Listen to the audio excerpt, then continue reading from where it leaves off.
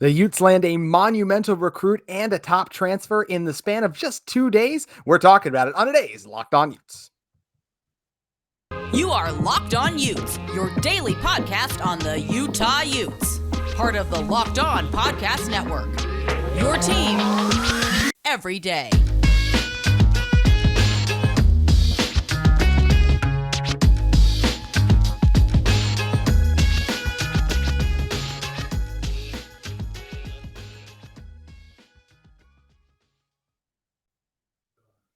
Hello, everyone, and thank you for making Locked On Utes your first listen every single day. We are available on all platforms, including YouTube. Would appreciate you guys subscribing to our show. We're nearing the 700 mark with each episode, and we can't thank you guys enough for your support. We'll also love to get a follow from you guys on Twitter at JT Wistrcill or at Locked On Utes, our channel.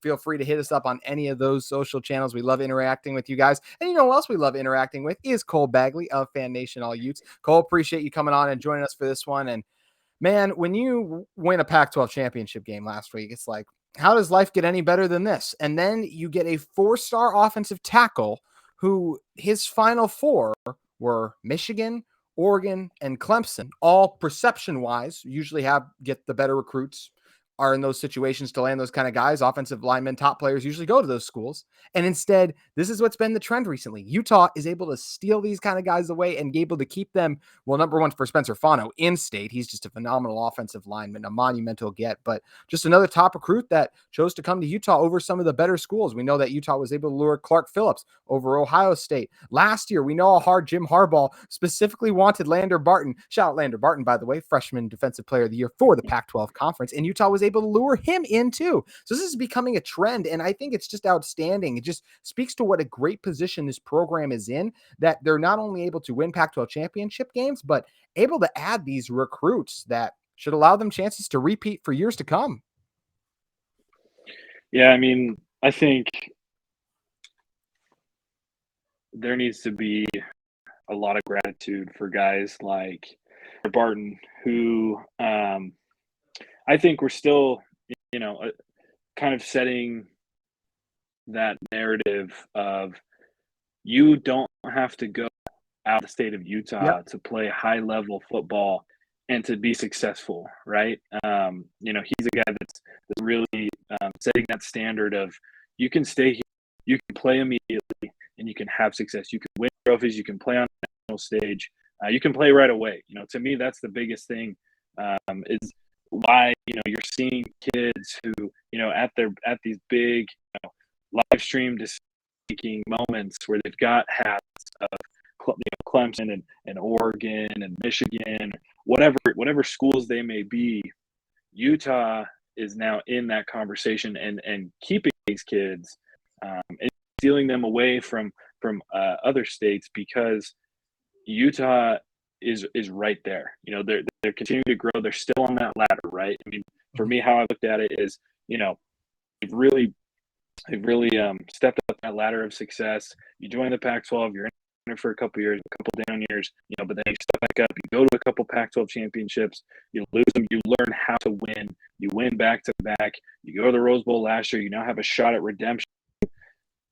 They're climbing the ladder, and for me, if they can win this Rose Bowl, we're going to continue to see more guys like Spencer, more guys like Lander staying in Utah, and we're going to start seeing those guys coming from other places. I believe we already are in some situations. So the program is just – Whittingham is finally seeing the fruits of his labor pay off. They've continued to climb the ladder, and as you can see, each time you go up a step in the ladder, the recruiting gets that much better, and the transfer portal gets that much better. You're no longer getting, you're no longer getting guys that aren't really players at other Power 5 programs. You're some of the best players from Power 5 programs who are saying, you know what, this isn't, this ain't the play anymore. This place is headed down, but Utah's headed up. I'm leaving. I'm going to Utah. So, the culture has been there. The culture's always been there. Now they've just added the hardware to it, and it's a match made in heaven, really. It really is a match made in heaven. I'll speak specifically for Fano. I think he is a phenomenal player. I'm lucky enough to call high school games out here in Utah, and I was able to see him a couple times this season. And you can see why he's one of the top 60 players in his class. I believe 24/7 called him their top offensive lineman in the West region. And he's just a fantastic player when you talk about his footwork, his strength, that athleticism, something you don't see. Look, I don't think he's necessarily going to come in and be a day one starter. I think it's hard to do for offensive linemen. But I'll say this. I also wouldn't be absolutely stunned because I do believe in his talent that much that I think if he really comes in right away, maybe he'll be an early spring enrollee. We don't know that yet. But if he comes in and do that, maybe there is a path for him in the first year. Who knows in that regard? But either way, he's going to be a monster for this Utah offensive line and a huge get for them. And I'll just hammer it home even more. Again, I didn't think they were going to get. I really thought he was going to go to Michigan. It just felt like that he had that feeling for Michigan because of how much success the Wolverines had been having. And it would have made sense, right? You look at Michigan, back-to-back Big Ten champs and going to the college football playoff.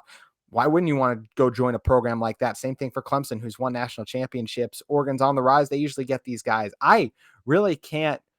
I know a lot of people started to call this like right as it was coming up to it kind of became the day of. Everyone was like, Utah's getting a top recruit. And it was like, okay, well, we know who it is then. But before that happened, I did not think Utah had any chance to get this guy. So I was stunned really when all that started to come out, and then less surprised when it came out because of all those leaks. But it felt like, man, that is insane that Utah was able to steal this guy away. What was your reaction to the Utes landing a top tackle in Spencer Fano?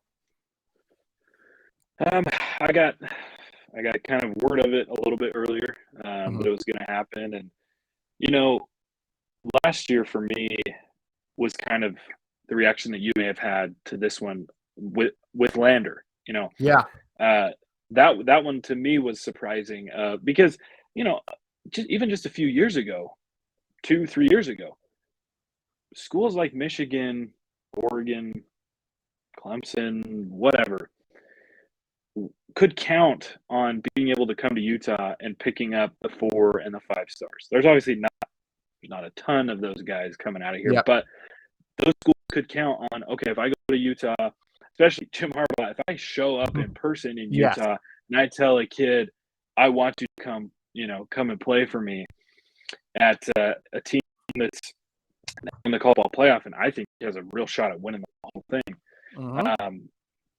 It wasn't a question. You were getting that kid, but now we're starting to see, hey, you can't count on those kids anymore. And Utah's, like I said, they're flipping the narrative, and they're making Harbaugh rip his hairs out because he should be able to count on those kids, but not anymore. And just hats off to the University of Utah football program, to the recruiting staff, to the head coaches, assistant, everybody has been doing their part. And it's something in the right after the Pac-12 championship, I was at that press conference that I asked Whittingham, what does I asked him, the performances of Thomas Yasmin and Jaquindon Jackson, what does that say about this Utah football program? He said, well, a few years ago, our first 22, so our 11 guys on offense, 11 guys on defense, were pretty dang good. But after that, we weren't deep at all. Now he's like, we put in the work, we put in years and years of tireless work, hours and hours, to get not only depth, but now they're getting the starters that they need, special players that are going to help them. I was talking about it earlier. I really believe that if Utah continues on the path that they're on, they will be. I mean, part of it has to do with USC and UCLA probably leaving. The competition isn't going to be quite there. Although Utah just slaughtered USC, in the Pac-12 championship, so maybe it's not there now. But I think if Utah can continue on this path, they're going to be the face of the Pac-12, and they're going to. I think within the next 5 years, if they really continue on this path, they're going to get into the college football playoff, because not only do they have that dog in them, as we all know, we become accustomed to. But they've now got those really high level recruits, those high level stars. So you add the Utah culture to these players, watch out. Watch out. Very true. If you show those x-rays on those Utah football players, you're seeing those Bulldogs right inside of them. Yes, sir. For this Utah team, they're not just getting big recruits, they're getting big transfers, as you alluded. We're going to come back and talk about one of those big transfers they just landed in a second. But first, I want to talk to you guys about LinkedIn Talent Solutions. These days, every new potential hire can feel like a high-stakes wager for your small business. You want to be 100% certain that you have access to the best qualified candidates available. That's why you have to check out LinkedIn Jobs. LinkedIn Jobs helps you find the right people for your team faster and for free. There are so many great candidates ready to work and assist your small businesses today. You guys got to head over to LinkedIn Job, add the purple hashtag hiring frame to your profile to spread the word that your business is inquiring about hirings. Simple tools like screening questions make it easy to focus on candidates with just the right skills and experience so you can quickly prioritize who you'd like to interview and hire. That's why small businesses rate LinkedIn Jobs #1 in delivering quality hires versus leading competitors. LinkedIn Jobs helps you find the qualified candidates you want to talk to faster. Post your job for free at linkedin.com/lockedoncollege. That's linkedin.com/lockedoncollege. Post your job for free. Terms and conditions may apply.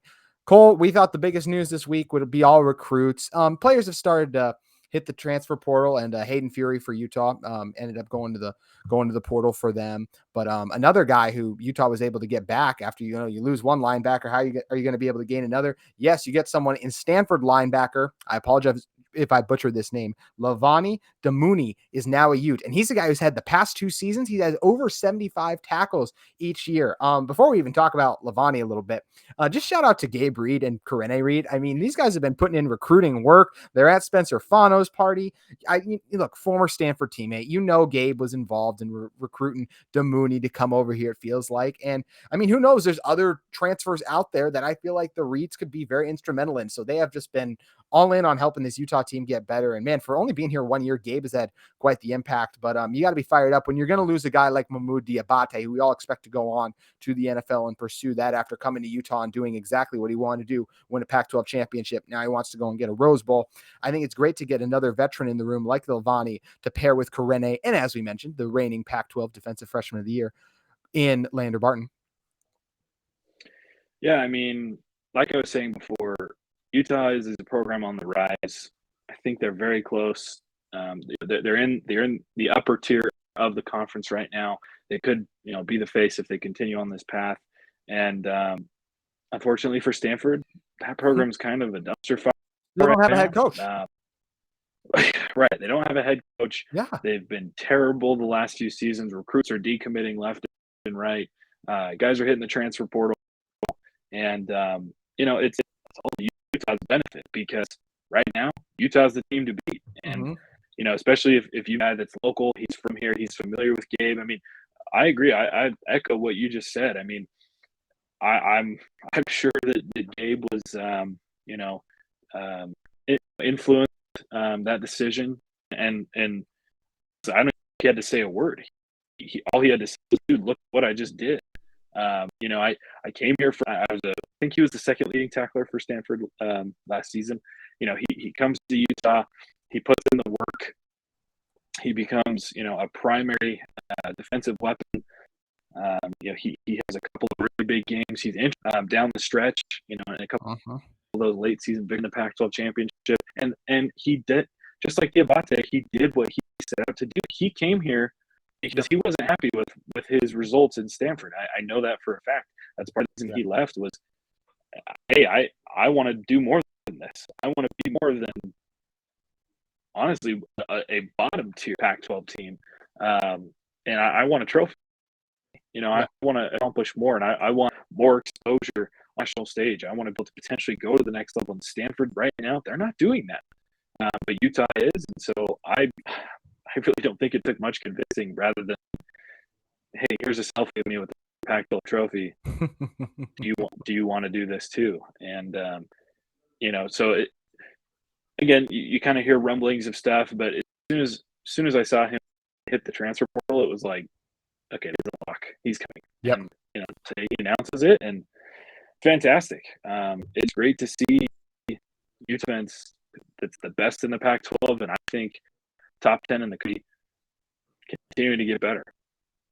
Yeah, I hope Gabe just hit him with one of those. I had the Pac-12 championship trophy right here. Just hit him with one of those late night "you up" texts right after Utah was able to get the win in that one. I think that would be incredible. But no, it just is once again just a strong point to the position this program is in. And look, I know all the coaches are doing this, but shout out to the Utah coaching staff that they win the Pac-12 championship game, and then they're just flying all over the pace. I mean, you got Coach Witt playing board games at the Fano's house.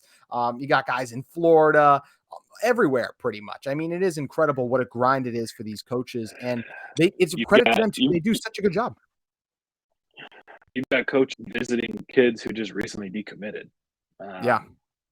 That takes a lot, right? I mean, it's, everybody, I know, especially at Utah, that if there's no hard feelings, it's you guys do what's in your best interest. But yeah, I mean, they are right back to the grind. You would think the moment that they're able to whip out their cigars, up, kick their back, take a couple weeks off, and then get ready for the Rose Bowl. No, we're a few. They were jumping on planes. I don't even know if some of them came back to Salt Lake. I know. They may have just jumped on planes from Las Vegas and gone out to Florida and gone out to Texas, gone out to all these places that they're showing up to try to, because it never stops. You want to win Pac-12 championships. You want to be constantly competing for trophies and playing in 3 or 6 bowl games. It never stops. And Utah has the right coaching staff in place, the right culture that totally understands that. Yeah, you're exactly right about that. And it's just such an addictive feeling, winning. Many people have talked about that before. Let's talk Michael Jordan, all of the things he did to try to win, that. And there's so many examples of guys, just coaches, everything. And Nick Saban has been quoted as saying, he's won so many championships. What is he still doing? He's addicted to the grind, trying to continue to build those dynasties. There's something special about it, trying to be the very best. I think that's what this group wants to be. And they have an opportunity to do it because of these high level recruits they're able to bring in. And as we just discussed, it's such a great time to be a Ute because they're able to get these guys. And now it's so interesting too, because the transfer portal used to be nothing, but now it's almost everything in some ways. Utah, how about Cam Rising, Jaquindon Jackson, even most recently, Diabate, Logan Kendall, Gabe Reed. I'm trying to figure out off the top of my head. Dalton Kincaid. Thank you. That's what I mean. Just incredible people. Preach, exactly. Just these instrumental pieces. And there's even more guys who are probably going to come through it very soon that are going to be instrumental in this too. So it's just so interesting, and you got to keep track of it now because it is essential to your team's success. It's something we're going to continue to cover here on Locked On Utes, but we're going to move into one last topic in a second. But first, I want to talk to you guys about our friends at BetOnline. Guys, BetOnline is your number one source for games, odds, and lines this season. It's your top spot for sports betting info, stats, news, and analysis. Get the latest odds trends for every professional and amateur league out there. From football to basketball to soccer to esports, we've got it all at betonline.net. And if you love sports podcasts, you can find those at BetOnline as well. We're always the fastest and easiest way to find your betting fix. Head to the website today or use your mobile device to learn more. BetOnline, where the game starts. So, Cole, coming back into this one, who are some of the guys that you have your eye on that you think this Utah team is going to be adding that are going to be those potential game changers, those difference makers, whether that is through the transfer portal, whether it's going to be at signing day? I know Utah recently just had their visit with CJ Blocker again. They just lost that. He was committed, then decommitted, but he still kept Utah in his top grouping. So he's someone I know everyone's really excited about. There are tons of potential talented players this Utah team can bring in. You already talked about all the players they've already started to talk to since they've already just transferred out of their schools. Who are the couple of players you have your eye on personally? Yeah, obviously, is a kid that had to play from the start, and he may not. It may take a season. It's really hard as an offensive lineman. Utah fans should not freak out if he does not play right away. That is such a hard transition to make. Right. It's completely different because, arguably the toughest position to go to the next level right from the start because, strength. High school football, strength, and gotta add it. You're playing against vastly different guys in high school because, in some situations everybody makes the football team, and if you're a bigger dude but you don't have any experience, well, they're still going to stick you on that line, and but he does have the potential, so we'll see what he does. Michael Mitchell, star guy out of Florida, really exciting. back. Similar, I think, to Jalen Glover. Some differences. He's a little bit bigger, but similar in how he approaches the run game, the kind of that run style. Another guy that I really, really like and I think is underrated is Jonathan Hall out of Katy, Texas. I've watched the film on this guy, and I would maybe even compare him to Sione Vaki, for those familiar with Sione this season. Really, really good in coverage, but will just smack the hell out of you when he tackles you. So really just that sheer brute force, but really, really smart, really good in coverage. And that's because I believe he has played a little bit of linebacker in addition, to playing in the secondary. So I think he's vastly underrated. I'm excited about him. Dijon Stanley, he is doing some incredible things in California right now. I believe his team is up for the state championship. Lots of touchdowns, lots of yards. He's fast. He can move. And just kind of continuing down the list, Mac Howard bringing in a highly rated 3-star quarterback out of Mississippi. Again, like I said, not only is Utah convincing the hometown heroes to stay in Utah, they're also going to places like Mississippi and getting kids who are choosing them instead of the SEC. And I think you've made it. You've really established yourself as a solid program when kids are saying, I'd rather play at Utah than an SEC school. Because the SEC still is the mecca of college football. That's still the best conference in the country. I don't know that that's ever going to be dethroned. But when you've got kids that are willing to come out west that have never been, I mean, Michael Mitchell is one of those guys. I believe he committed before he'd even stepped foot in Utah. Comes out to Utah and he's like, "That's it. I'm locked. I'm done. I'm not going anywhere else. This is my home. This is the place I'm headed." So, those are just some of the guys that have stood out to me from this class. It's an exciting class. Down the list, guys, Caleb Lomu, Arizona, another 4-star, offensive lineman. Owen Chambliss out of California, a solid linebacker. Carlos Wilson, good 3-star athlete that should be playing wide receiver. So, I mean, it is a great time to be a Ute because Utah is just continuing to get better, in every single facet. Yeah, I think about guys like Caleb Lomu and Spencer Fano as the future tackles of this program. And I mean, my gosh, that feels like an NFL team that spent 2 first-round picks on NFL offensive linemen, and then you just get them for 3-4 years. Just that's what dreams are made of. If you're a football program, having 2 guys like that in that position, and it's where Utah finds themselves. And one thing you just talked about SEC versus the Pac-12. The one thing the Pac-12 did incredibly well this year for overall was quarterback play. I mean, there wasn't a better conference in terms of quarterbacks. Michael Penix, of course, coming back. We know Caleb Williams is going to win the Heisman, and he'll come back too, as much as Utah fans love to talk about him right now, of course. But it is interesting, the power that's kind of shifted in the way of you are getting those top players who are coming here more. You get a guy like Diabate who's willing to leave a place like Florida. Yes, they were going through a little bit of a rebuild, but he could have stayed if he wanted to and come to Utah because he sees an opportunity to get a championship. And I think it's an opportunity. Second leading tackler for the Gators, Exactly. I mean, He was a good player. Some of the biggest games. Yeah. So it's just a huge piece these Utes were able to add. Cole, I want to ask you this last. I got 2 more for you actually, quick, because I think this last one will be fun too. But this is what tomorrow I'm going to talk with Porter Larson about if Utah should add a quarterback through the transfer portal. Your answer to that would be no. Oh, because of the talent guys like that. Yep. Okay. Start investing now. Yep. I mean, unless, who was it? The second string at Clemson? DJ Ungalele is in the portal now, so that's the guy. Yeah. We'll talk about him. I'm going to talk about him tomorrow for sure. He's a potential guy. Sure. If you can get a guy like that, absolutely. But I don't think that you are, and you have a really, arguably, the deepest quarterback room you've ever had. Yeah. At Utah right now. I mean, a really solid, consistent guy in Bryson Barnes, a ton of potential in Nate Johnson. Brandon Rose. You got Mac Howard coming in. He's that freshman 3-star out of Mississippi coming in next year. And who knows? I mean, I'm not necessarily convinced that Cam Rising's a done deal. I'm not anymore either. As much as I still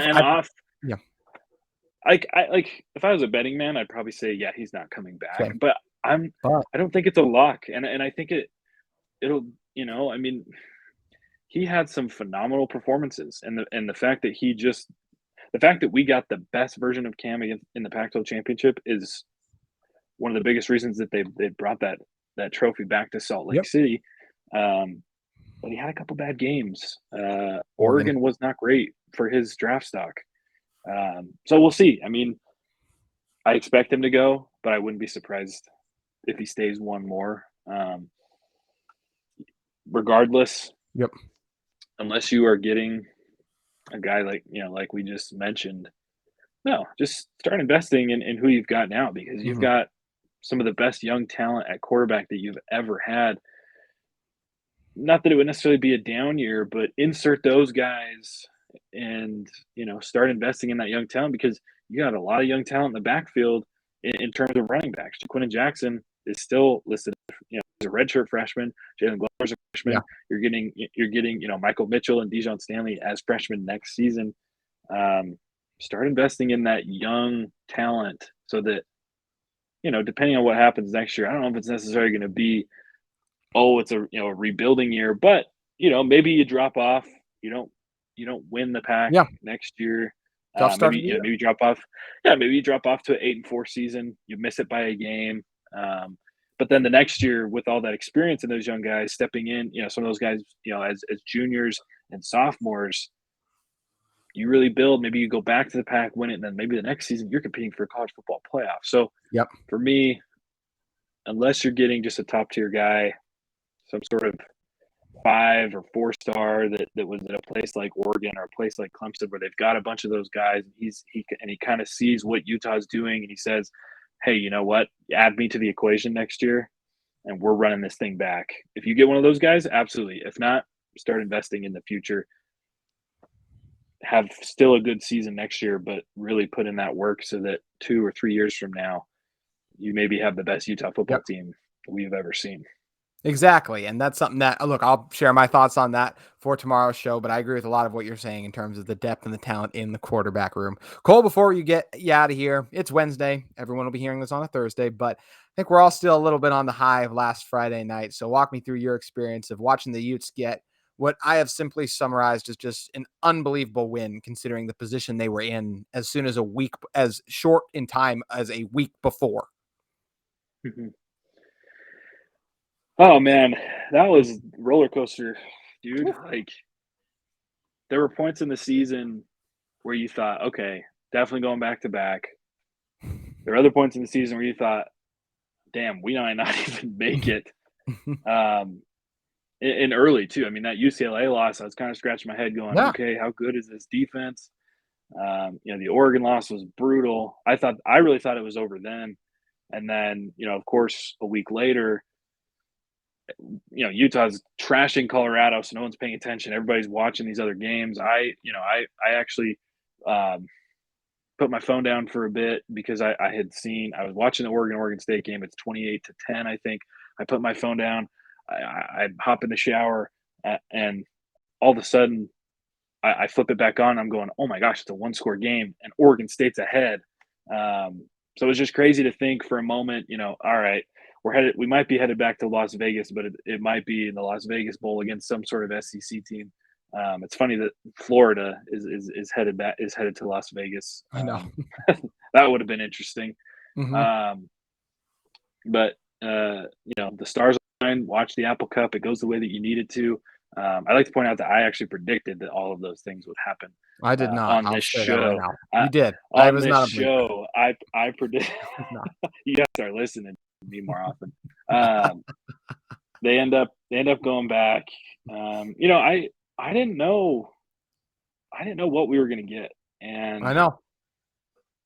I really thought it's hard to beat a team twice, just like I know. And we talked about this in the past. It's super hard to do that. And, with what USC had on the line, a college football playoff appearance after you've been completely irrelevant for arguably the last 5 years in terms of that scene, or longer. I just thought, USC's pissed. They've got the Heisman, player, candidate on their team.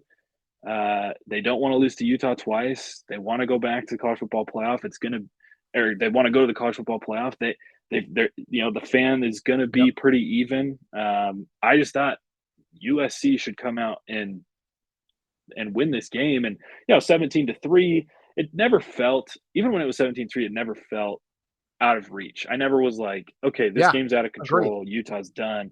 And Utah started fighting back, and they had to play. They played just perfect to get back into that football game.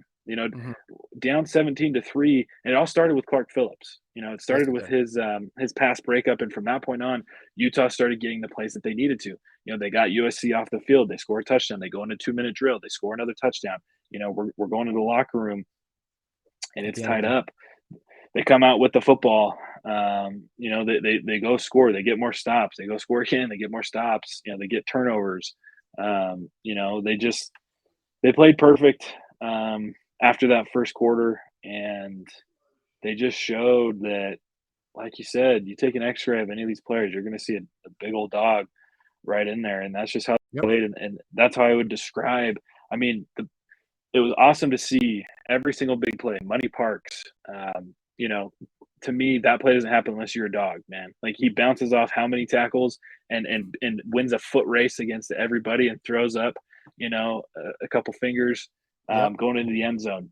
Thomas Yasmin, reception down the sideline, had, a lot of guys are just going to step out there, right? Or they're going to go with the defender half-heartedly and step out. No, dude, he freaking puts his head down and he plows through the guy and scores a touchdown. And then I tweeted this. My favorite play of the game was Jackson.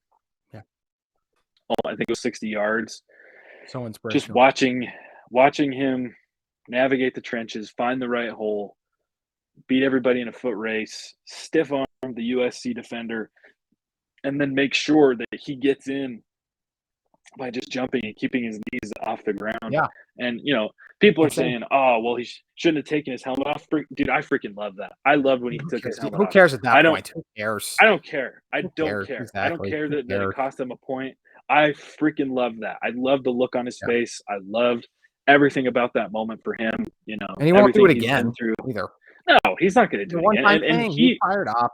Yeah, and even on the sideline when they said that's on me. Whit was mad. Everything. Everyone else was so happy. It was just like giving this death stare.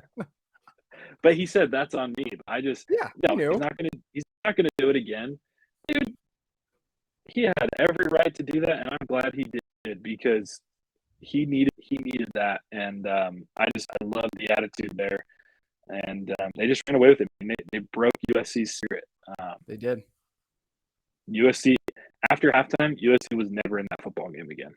Even when they scored a touchdown and they brought it, I think, back within 3, USC was never in that football game. And just exciting. I was somewhat shocked, mostly from the big plays. Those were unbelievable. That's what I keep saying that word. I should make myself stop, but I can't because that's what it was. It was just insane. It was really an incredible night to be remembered, and so much fun to watch it play out. Just like it's always fun having you on the show, Cole. Appreciate you coming on. What are a couple of things you have coming up with FanNation All Utes? Rose Bowl coverage. We should be headed out to Pasadena, which should be great.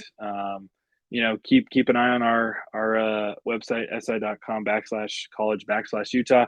Expect some more transfer portal commits. Expect some flips here in terms of recruiting. We should see a couple more guys decide that Utah is the place for them, whether that's incoming freshmen or guys hitting the portal.